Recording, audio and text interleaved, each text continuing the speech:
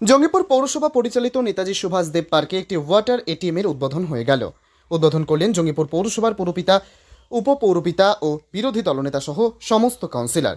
এই ওয়াটার এটিএমে 5 টাকার বিনিময়ে 1 লিটার থেকে 20 লিটার পর্যন্ত জল পাওয়া যাবে। পর্যাপ্ত ঠান্ডা জল পাওয়া যাবে। পৌরপিতা বললেন, এরকম ওয়াটার এটিএম প্রত্যেকটি ওয়ার্ডে একটি করে বসানো হবে। জঙ্গিপুর থেকে তরিকুল শেখের রিপোর্ট, জঙ্গিপুর টিভি। নেতাজি সুভাষ দ্বীপে একটা ওয়াটার এটিএম চালু হলো, সবসময় ঠান্ডা জলটা পাবে। আর এখানে ওই 5 টাকার কয়েন একটা ভরলে 20 লিটার জল পাবে। 1 লিটার থেকে 20 লিটার পর্যন্ত পাবে।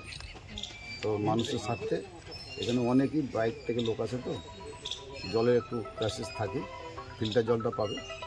এতে সাধারণ মানুষের খুব উপকার হবে।